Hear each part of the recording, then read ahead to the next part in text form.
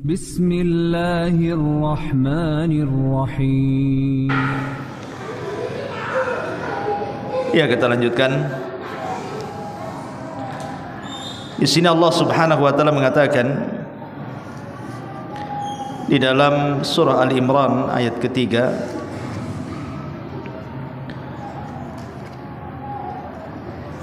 A'udzu billahi minasyaitonir rajim. Bismillahirrahmanirrahim. Nazzala 'alaikal kitaba bil haqq musaddiqan lima baina yadayhi wa anzalat taurata wal injil. Dialah Allah yang menurunkan kepadamu Alkitab, maksudnya Al-Quran, bil haqqi, dengan kebenaran. Musaddiqan lima baina yadayhi, yang membenarkan kitab-kitab sebelumnya. Wa anzalat taurata wal injil, dan dia menurunkan kitab Taurat dan Injil. Di sini Allah Subhanahu wa taala ketika bicara tentang Al-Quran menggunakan bahasa nazzala, tetapi ketika bicara Taurat dan Injil Allah Subhanahu wa taala katakan anzala. Apa bedanya? Bedanya adalah ketika Allah Subhanahu wa taala menurunkan kitab-kitab selain daripada Al-Quran, mulai daripada Suhuf, kemudian Taurat, kemudian Zabur dan juga Injil, itu turun sekaligus. Artinya langsung satu kitab diberikan kepada nabi-nabi yang berhak mendapatkannya. Seperti langsung Taurat satu kitab diberikan kepada Nabi Musa, Zabur diberikan satu kitab kepada Nabi Dawud, dan juga Injil kepada Nabi Isa. Tapi Al-Quranul Karim berbeda. Al-Quranul Karim itu tidak langsung diberikan satu kitab, tetapi Allah Subhanahu wa taala turunkan ayat per ayat selama 23 tahun, baru rampung 30 juz. Itulah bedanya Quran dengan kitab-kitab yang lainnya. Jadi kalau kitab-kitab yang lainnya itu Allah turunkan langsung sekaligus tuh. Seperti Allah Subhanahu wa taala ketika memanggil Nabi Musa alaihi salatu wassalam ke Bukit Tursina atau Bukit Saina selama 40 malam. Kemudian pulang membawa papan Taurat. Lengkap tuh papan Taurat. Begitu juga Injil yang diturunkan kepada Nabi Isa. Tapi Al-Quran tidak. Al-Quran itu ada marhalah turun namanya. Ketika Allah Subhanahu wa taala menciptakan kolam atau pena, maka Allah Subhanahu wa taala berfirman kepada pena, catatlah segala sesuatu yang akan berlangsung di alam semesta, termasuk juga pena mencatat Al-Quran di dalamnya. Kemudian diletakkan di sebuah papan yang disebut dengan Lauhil Mahfuz. Kemudian marhalah yang kedua, baru Allah Subhanahu wa taala turunkan Al-Quran dari Lauhil Mahfuz ke langit pertama, di satu tempat namanya Baitul Uzzah. Baru marhalah yang ketiga, Al-Quran diturunkan angsur per angsur, ayat per ayat, disesuaikan dengan kejadian dan peristiwa, dimulai daripada suratul Alaq, Iqra bismi rabbikal ladzi khalaq, khalaqal insana min 'alaq, Iqra wa rabbukal akram alladzi 'allama bil qalam, 'allamal insana ma lam ya'lam. Mulai dari ayat ini sampai ayat yang terakhir turun, dan itu selama 23 tahun, 13 tahun di kota Mekah dan 10 tahun di kota Madinah. Lalu apa keunggulannya? Kenapa Al-Quran tidak sama dengan kitab-kitab yang lainnya? Diturunkan langsung 30 juz kepada Nabi. Kenapa mesti satu ayat turun, nanti lama lagi turun lagi, lama lagi turun lagi, sampai 23 tahun? Ulama mengatakan, kenapa Al-Quran diturunkan secara angsur? Kenapa pula kitab-kitab langit diturunkan tidak secara angsur tetapi langsung sekaligus? Hikmahnya supaya ketika Al-Quran itu turun secara angsur, disesuaikan dengan kejadian dan peristiwa yang ada, supaya segala persoalan manusia, segala problematika manusia, semua ada jawabannya dalam Quran. Karena sebuah peristiwa itu akan terulang sampai kiamat dibangkitkan. Apapun masalah yang dihadapi oleh manusia, ada jawabannya dalam Quran. Masalah apapun. Karena Allah Subhanahu wa taala tidak pernah meninggalkan satu hukum pun kecuali dijelaskan dalam Al-Quran.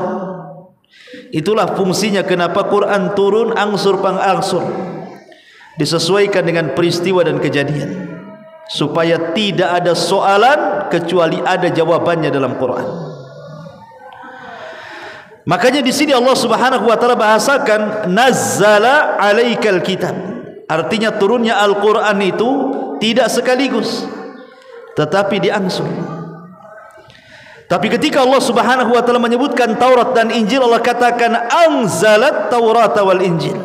Karena Taurat dan Injil itu turun sekaligus. Makanya Allah bedakan bahasanya, nazzala dengan anzala. Ma'asyiral muslimin yang dimuliakan Allah Azza wa Jalla, kapan Al-Quran turun pertama kali? Di bulan Ramadan. Bulan yang sekarang kita lalui ini. Bulan inilah Al-Quran turun. Allah Subhanahu wa taala mengatakan syahrul Ramadhan alladzi unzila fihi al-Quran. Bulan Ramadan itu bulan diturunkan Al-Quran. Ini pula yang menjadikan kenapa bulan Ramadan itu sangat istimewa dibandingkan di bulan yang lainnya. Karena Ramadan inilah permulaan Al-Quran turun. Suratul Alaq 1-5 itu di permulaan turunnya ketika Rasul berada di Gua Hira. Kapan itu? Di bulan Ramadan. Dan ketika Al-Quran turun 30 juz dari Lauhil Mahfuz ke Baitul Uzza di langit pertama, itu juga di malam Lailatul Qadar. Makanya Allah mengatakan inna anzalnahu fi lailatul qadar. Kami turunkan Al-Quran di malam Lailatul Qadar. Dan Al-Quran itu mengangkat segalanya. Ketika Allah Subhanahu wa taala turunkan Al-Quran ini lewat malaikat Jibril, maka Jibril menjadi pemimpin para malaikat. Ketika Al-Quranul Karim turun kepada Nabi sallallahu alaihi wasallam, maka Nabi sallallahu alaihi wasallam menjadi pemimpin para nabi dan rasul. Ketika Al-Quran turun di malam Lailatul Qadar, maka malam Lailatul Qadar menjadi malam pemimpin dari seluruh malam dalam setahun. Ketika Al-Quran turun di bulan Ramadan, maka Ramadan menjadi pemimpin bulan-bulan dalam 12 bulan dalam setahun. Ketika Al-Quran diturunkan kepada umat Rasul, apa yang terjadi? Kuntum khaira ummah, kalian sebaik-baik umat. Umat Islam adalah umat terbaik dari seluruh umat-umat yang pernah ada. Kenapa? Karena di tengah-tengah mereka ada Al-Quran. Jadi Al-Quran itu mengangkat segalanya. Di zaman Umar bin Khattab radhiyallahu anhu, Gubernur Mekah datang menuju kediaman Umar bin Khattab radhiyallahu anhu. Kemudian Umar bertanya kepada Gubernur Mekah ini, kau datang kemari dan kau tinggalkan Mekah, siapa yang memimpin di Mekah? Kenapa kau tinggalkan Mekah? Maka Gubernur Mekah mengatakan, aku titipkan kepada seorang yang bernama Abdurrahman ibnu Abzah. Umar tidak kenal siapa Abdurrahman ibn Abzah. Kata Umar bin Khattab radhiyallahu an, man, siapa Abdurrahman ibn Abzah itu? Saya tidak kenal dia. Subhanallah, wakil gubernur gak kenal. Kata Gubernur Mekah ini mengatakan, dulu Ibnu Abzah itu mantan budak, aku merdekakan, kemudian ku angkat dia jadi wakilku di Mekah, katanya. Kata Umar bin Khattab, tidakkah ada orang merdeka untuk menjadi wakil gubernurmu? Kenapa engkau mengangkat seorang budak dan dimerdekakan dan menjadi wakil gubernurmu? Apa alasan?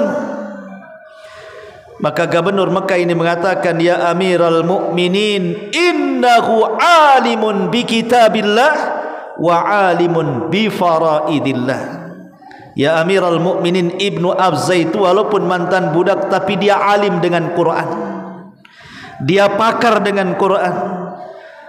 Dia paham dengan faraid, dan apabila berhukum dia berhukum dengan keadilan. Maka Umar mendengar pengakuan gubernur ini bahwa wakilnya seorang pakar Quran. Umar langsung mengatakan, sadaqa Rasulullah sallallahu alaihi wasallam.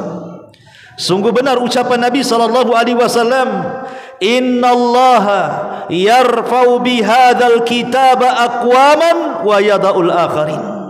Sungguh Allah mengangkat beberapa kaum dengan Al-Quran dan merendahkan yang lainnya dengan Al-Quran. Al-Quran ini bisa mengangkat segalanya.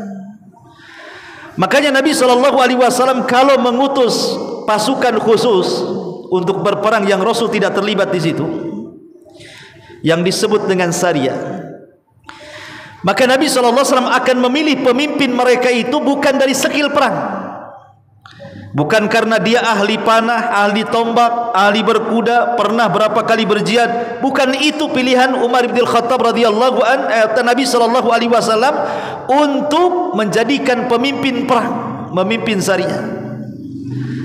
Tetapi yang menjadi seleksi Nabi sallallahu alaihi wasallam menjadi pemimpin perang adalah kam hafidtum min kitabillah. Berapa banyak Quran yang kau hafal? Ini pertanyaannya. Berapa banyak Quran yang kau hafal? Maka para prajurit mengatakan, hafidna surata kada wa kada. Saya menghafal surat ini dan itu. Yang lain mengatakan, hafidtu surata kada wa kada. Saya menghafal ini dan itu. Maka Nabi SAW akan menunjuk orang yang paling banyak hafalan Qurannya dan mengatakan, anta imamuhum. Engkau yang jadi pemimpin mereka. Lihat bagaimana seleksi menjadi jenderal di zaman itu, karena hafalan Qurannya. Kalau di zaman sekarang tidak, masuk sekolah, masuk pekerjaan, nggak ada orang tanya hafalan Quran kan? Kau lulusan mana? Kau bisa apa? Itu pertanyaannya. Mana skillmu? Mana ijazahmu? Nabi tidak bertanya soal itu. Rasul hanya mengatakan, berapa Quran yang kau hafal? Sekian wahai Rasul. Kalau begitu engkau jadi pemimpin mereka. Jadi pemimpin di zaman Nabi SAW itu ditentukan dengan Al-Quran. Luar biasa. Kenapa demikian? Karena orang yang hafal Al-Quran, paham dengan Al-Quran, maka dia layak menjadi imam. Sampai ada satu kisah di zaman Nabi SAW. Ada orang yang paling banyak hafalannya ditunjuk oleh Rasul jadi imam perang. Karena di zaman itu selain jadi imam perang juga jadi imam solat masalahnya. Jadi satu sisi dia memimpin perang, sisi lain memimpin solat. Itu di zaman dulu pemimpin itu rangkap jabatan dia, memimpin ibadah dan memimpin umat gitu ya. Jadi satu hari Nabi SAW memilih seseorang untuk memimpin perang dalam Sariyah. Berangkatlah pasukan ini. Setiap solat yang dibaca itu bukan surat panjang, bukan kayak tadi tarawih gitu panjang dah. Habis Fatihah baca kulhu. Kemudian rakaat yang kedua Fatihah kulhu lagi. Kemudian masuk solat Isya Fatihah kulhu lagi. Rakaat kedua kulhu lagi. Ketika masuk waktu subuh Fatihah kulhu lagi. Masya Allah. Ya. Jadi pasukannya ini proteslah dan mengatakan, ya fulan, engkau diangkat menjadi imam kami karena engkau terbanyak hafalannya di antara kami.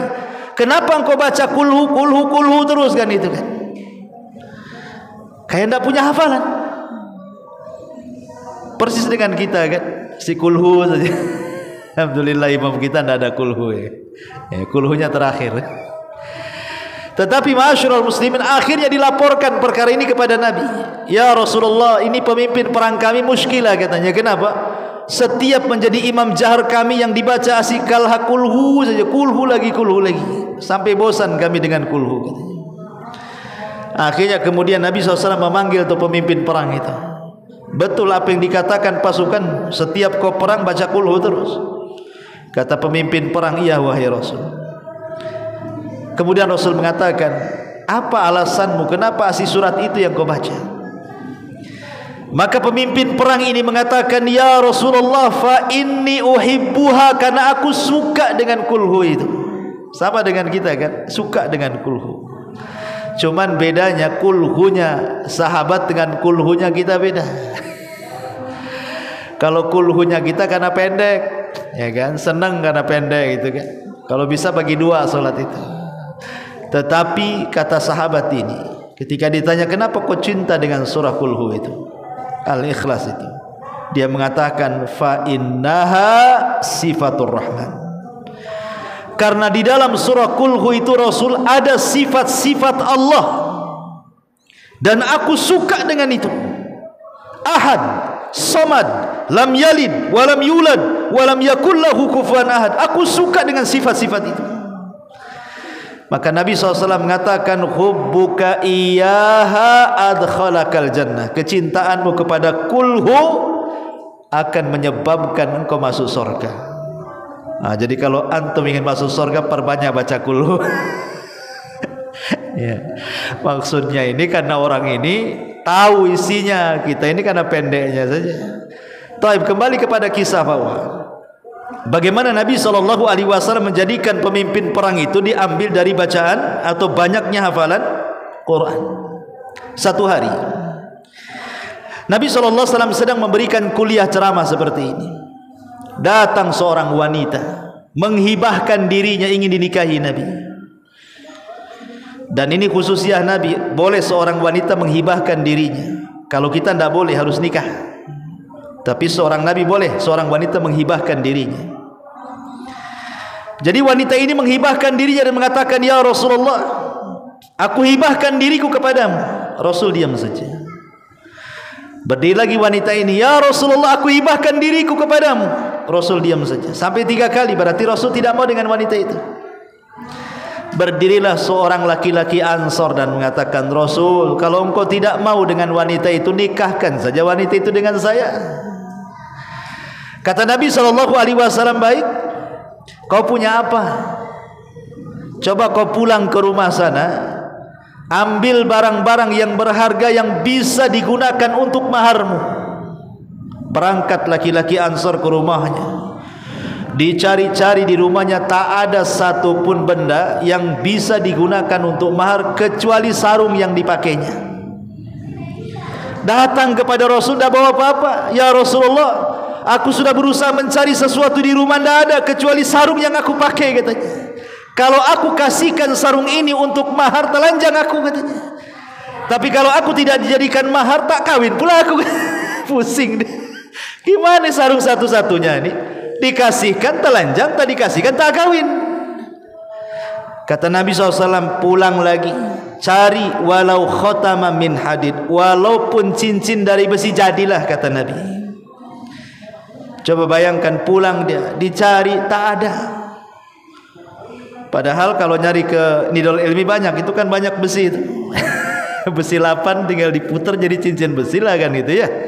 Cuman paling segini yang dipotong cincin besi 8 tuh kan, diputar jadi cincin kan. Tapi cincin dari besi pun tak ada. Akhirnya dia datang kepada Rasul, Rasul, cincin dari besi pun tak ada, katanya. Miskin kali, mau kawin modal nekat, coba kan. Akhirnya kemudian kata Nabi SAW, sudah, kam hafidta min kitabillah, berapa hafalan? Dia mengatakan, hafidtu surata kada wa kada, aku hafal surat ini, surat itu, surat ini, surat itu. Kalau begitu, uzawwijuka biman ma'aka minal Quran, kunikahkan kamu maharnya hafalan yang kau miliki dalam Quran. Akhirnya menikah dengan apa? Dengan Quran yang dihafalnya. Begitulah Al-Quran bisa jadi mahar kan. Jadi antum yang bujangan lapu ini tidak perlu pusing. Saya mau nikah nggak ada mahar, pusing. Antum hafal apa? Kulhu. Bilang calon mertuanya, saya melamar anakmu dengan kulhu. Kira-kira mau nggak tuh? Ya. Tapi begitu di zaman Rasul mau saja, karena mereka tahu orang yang menguasai Al-Quran itu berarti dia orang soleh di zaman itu. Di sini Allah Subhanahu wa taala mengatakan nazzala 'alaikal kitaba bil haqq. Kami turunkan Al-Quran itu dengan kebenaran. Maksud kebenaran di sini artinya sidqun fil akhbar wa adlun fil ahkam. Maksudnya semua yang dihabarkan dalam Al-Quran itu semua benar. Tidak ada yang dusta isi Quran itu. Ketika Al-Quran menceritakan umat-umat tempo dulu, menceritakan Qarun, menceritakan Fir'aun, menceritakan Namrud, semua benar. Itu bukan kisah-kisah karangan. Semua benar. Ketika Allah Subhanahu wa taala menceritakan tentang akhirat dalam Al-Quran, tentang peristiwa-peristiwa di padang mahsyar, tentang surga dan neraka, semua benar, tidak ada yang dusta. Karena Quran itu sidqun fil akhbar, benar dalam penghabarannya, wa adlun fil ahkam, dan juga adil secara hukumnya. Tidak ada hukuman yang lebih adil melebihi hukuman Quran. Hukuman Al-Quran itu lebih adil, ikhwan. Ketika ada pencuri potong tangan, ketika ada berzina muhsan dirajam, ketika ada orang mabuk didera dan begitu seterusnya, itu keadilan dari Allah Subhanahu wa taala. Tidak ada hukum yang lebih adil dibandingkan hukum Allah Subhanahu wa taala. Karena Quran itu nazzala 'alaika bil haqq, dengan kebenaran. Bahkan Al-Quran itu saking membawa kebenaran di zaman Nabi, para pembesar Quraisy itu kalau di siang hari mereka memusuhi Al-Quran, tapi kalau di malam hari mereka rindu dengan Quran. Itu orang-orang Quraisy itu. Di malam hari rindu pula dengan Quran, di siang hari pura-pura menjadi musuh Quran. Abu Jahal, siapa yang tidak kenal Abu Jahal? Abu Jahal Fir'aunnya umat ini. Kata Nabi SAW, Fir'aunu hadhil ummah, Fir'aunnya umat ini Abu Jahal, kata Rasul. Kemudian Abi Sufyan, orang yang sangat memusuhi Nabi. Kemudian Umayyah bin Khalaf, orang yang paling membenci Nabi SAW. Itu malam-malam tiga tokoh ini, tanpa ada koordinasi satu dengan yang lainnya, mencari-cari Rasul. Rasul sholat malam di mana? Dicari. Enggak ada koordinasi. Untuk apa mencari Nabi malam-malam coba? Ingin mendengar suara Al-Quran yang dibaca Nabi dalam sholat. Karena Rasul itu tiap malam sholat malam. Jadi mereka itu ngendap-ngendap, dengerin lah Nabi itu baca Quran. Karena Rasul baca dikeraskan, jadi mereka bisa dengar. Dan mereka menikmati bacaan Quran yang dibaca Nabi. Satu malam Nabi SAW tidak datang untuk sholat malam. Kecewalah Abu Jahal ini. Pas pulang berpapasan dengan Abi Sufyan. Kenapa kau di sini, katanya. Kemudian berpapasan dengan Umayyah. Kenapa kau juga di sini? Tiga pembesar Quraisy nih. Kemudian mereka mengaku bahwa mereka sedang mendengarkan lezatnya suara lantunan Al-Quran. Kata Abu Jahal, jangan diulang lagi, katanya. Sebab kalau orang-orang itu tahu, kaum kita tahu, apa kata mereka, katanya. Sudah, enggak usah datang lagi, katanya. Tapi Al-Quran ini kayak besi berani, pasti dia akan jadi magnet. Besoknya datang lagi. Bayangkan coba, datang lagi, dengerin lagi, tidak ada koordinasi satu dengan yang lainnya. Sampai suatu malam Rasul SAW tidak hadir lagi. Pas pulang berpapasan lagi. Loh, kok kamu di sini, katanya. Ya, nggak bisa mereka lepas dari Quran itu. Tapi kalau di siang hari menjadi musuh Nabi, di malam hari senang dia mendengar Quran. Pertanyaannya, lalu kenapa Abu Jahal ini tidak beriman dengan Allah, tidak beriman dengan Rasul dan Al-Quran? Padahal dia mengakui kebenaran Quran loh. Tiap malam dia mendengar Quran, sembunyi-sembunyi merayap-rayap mendengar Rasul sedang membaca Quran di sholat malam. Coba, kenapa Abu Jahal tidak dapat hidayah? Padahal Nabi SAW pernah berdoa, Allahumma izal Islam bi umaraini, ya Allah jayakan Islam dengan dua Umar. Maksudnya Umar yang pertama Abu Jahal, karena Abu Jahal itu namanya Amr ibn Hisham. Dan yang kedua Umar bin Khattab. Allah kabulkan satu Umar bin Khattab saja masuk Islam. Amr bin Hisham tidak. Jadi suatu hari Abu Jahal ini berdialog dengan Akhnas ibn Syurek namanya. Akhnas ibn Syurek berdialog dengan Abu Jahal empat mata.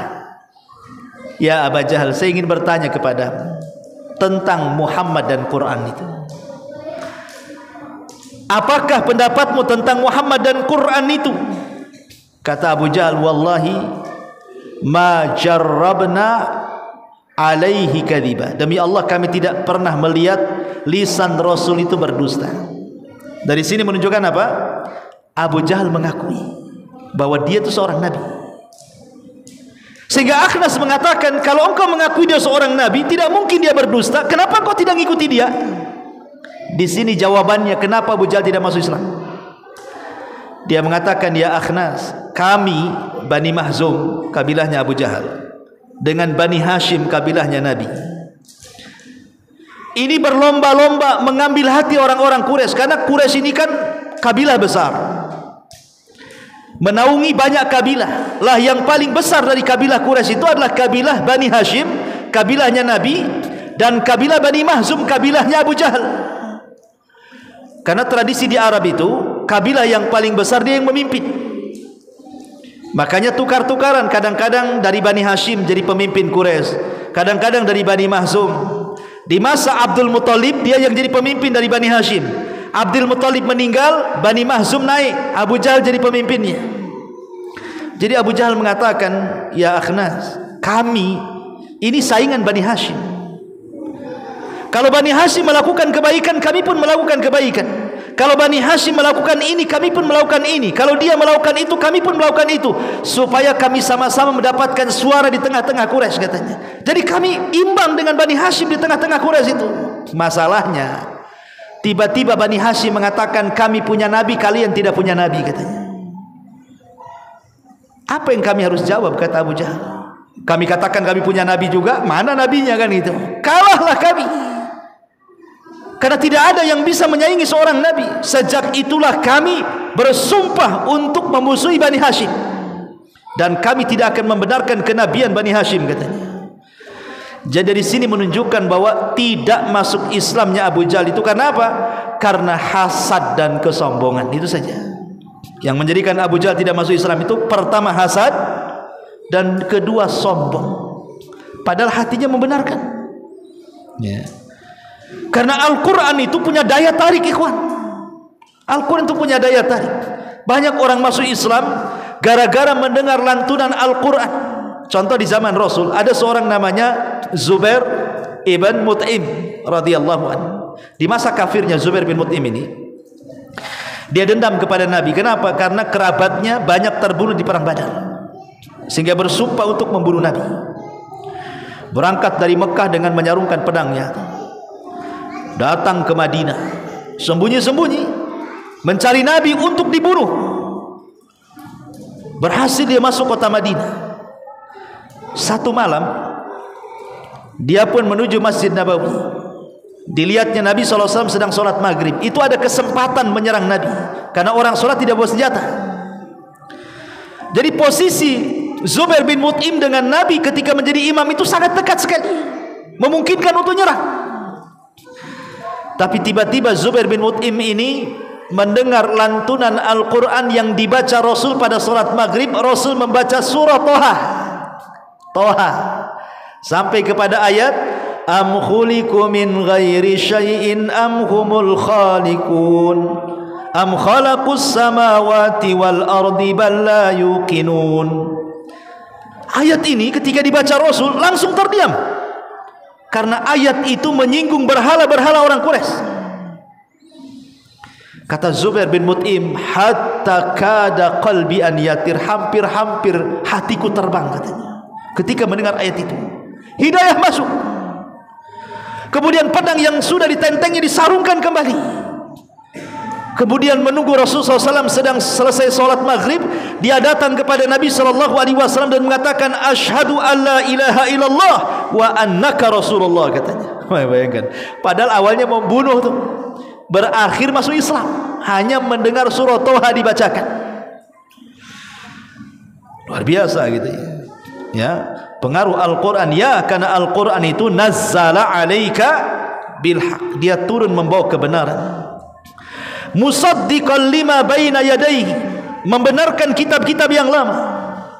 Wa anzalat Taurata wal Injil, dan juga Allah menurunkan Taurat dan juga Injil.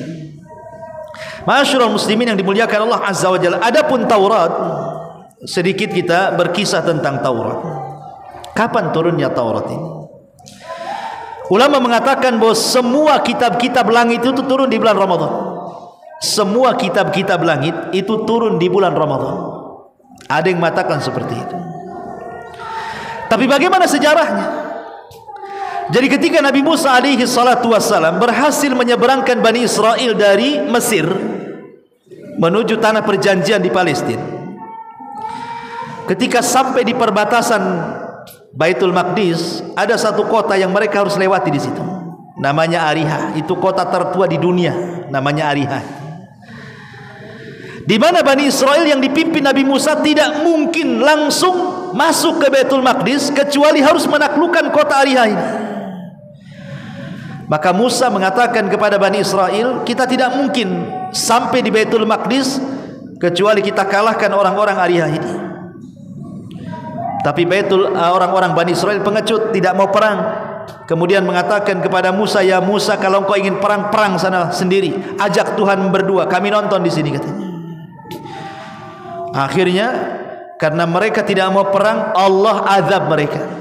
Mereka tidak bisa keluar dari padang pasir yang mereka sampai di situ selama 40 tahun. Tidak bisa keluar. Itulah yang disebut dengan negeri linglung. Tidak bisa keluar dari situ. Mutar-mutar di situ saja. 40 tahun, bayangkan. Maka akhirnya Musa alaihi salatu wassalam pun ingin membuat undang-undang, karena mereka tidak bisa keluar dari situ. Dan Bani Israel dikenal dengan umat yang sangat degil. Maka Musa berdoa agar diturunkan undang-undang untuk Bani Israel. Disitulah Allah subhanahu wa ta'ala merintahkan Musa untuk balik ke Mesir dan berjumpa di Bukit Sainah. Maka Musa pun kemudian berangkat ke Mesir menuju Bukit Sainah selama 40 malam. Akhirnya Taurat pun turun kepada Nabi Musa. Di tengah-tengah Taurat turun, rupanya Bani Israel yang ditinggalkan murtad sebagian besar mereka. Kenapa? Karena disesatkan Samiri. Samiri membuat anak patung sapi dari emas, kemudian mengatakan kepada Bani Israel, lihat, Musa jauh-jauh cari Tuhan ke Sainah, padahal Tuhannya ada di sini, kata. Nih ada depan saya patung yang dia buat tuh, patung sapi. Akhirnya kemudian Bani Israel pun sebagian mereka menyembah patung anak sapi yang dibentuk Samiri. Subhanallah. Dalam waktu sesingkat-singkatnya hanya 40 hari. Ditinggal nabinya bisa sesat. Ya. Tapi ini masih lama, 40 hari. Di akhir zaman kata Rasul, pagi beriman, malam pula kafir. Malam beriman, pagi pula kafir. Nanti ada zamannya. Ma'asyiral muslimin yang dimuliakan Allah Azza wa Jalla, sehingga ketika Musa bawa papan Taurat itu, dan ingat Taurat itu satu-satunya kitab yang ditulis oleh Allah Subhanahu wa taala. Satu-satunya kitab yang ditulis oleh Allah hanyalah Taurat. Karena Allah langsung memberikan papan Taurat itu kepada Musa. Pulang dia. Rupanya tengok Bani Israel sudah sesat. Sebagian mereka menyembah patung anak sapi. Akhirnya Musa marah, dilemparnya Taurat sampai berkecah itu. Makanya kenapa disitulah dari permulaan penyimpangan Bani Israel kepada Taurat, karena Tauratnya pecah, dilempar saking marahnya oleh Musa.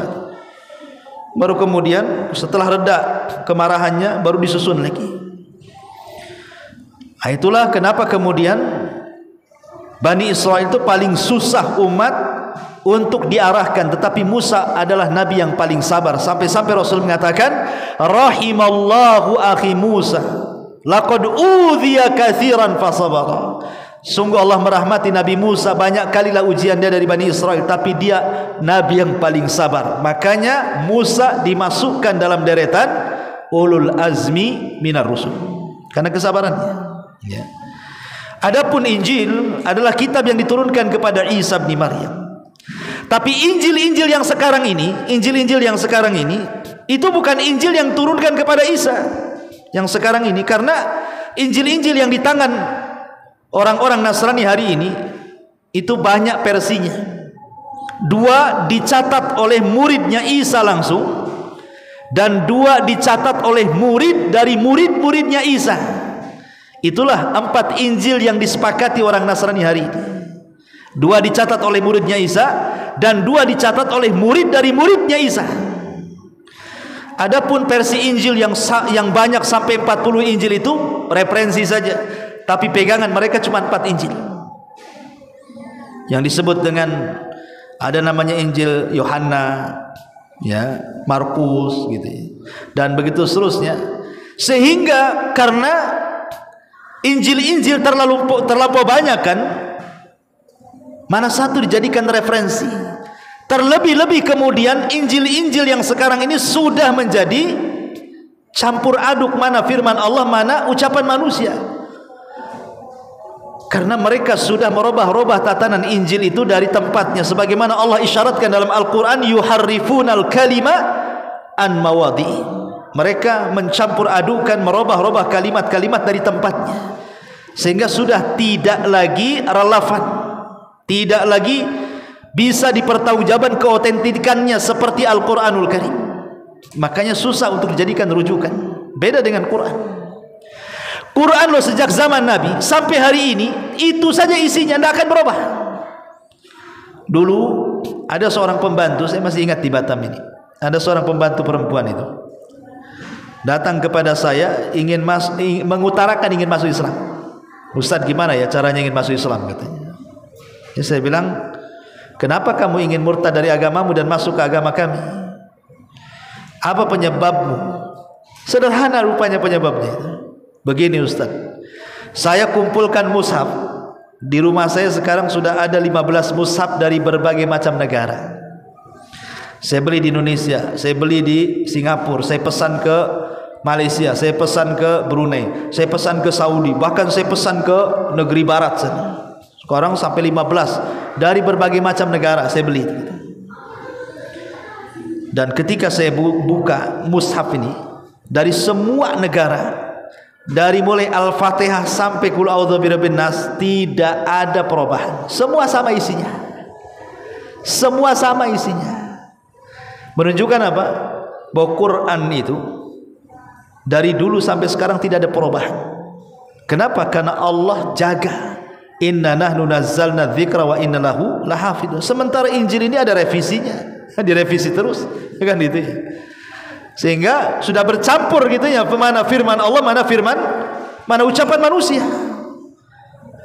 Sebuah kitab yang kemudian campur aduk antara firman Allah dengan ucapan manusia, layakkah menjadi referensi? Tidak layak. Makanya Al-Quran ini, kalau memang bukan datang dari Allah, pasti Anda akan mendapatkan banyak percanggahan di dalamnya. Makanya Allah katakan dalam Al-Quran, "Lau kana min indi ghairillah lawajadu fihi ikhtilafan katsira." Kalau Quran ini bukan datang dari Allah, kok akan banyak mendapatkan percanggahan di dalamnya. Tapi kita tidak pernah mendapatkan satu ayat menyelisih ayat yang lainnya. Ya, karena Quran itu bukan ucapan manusia, dia adalah firman Allah Subhanahu wa taala. Wa anzalat Taurata wal Injil. Wallahu a'lam. Sampai sini dulu. Subhanakallahumma bihamdika asyhadu an la ilaha illa anta astaghfiruka wa atubu ilaik. Allahu ta'ala. Assalamualaikum warahmatullahi wabarakatuh.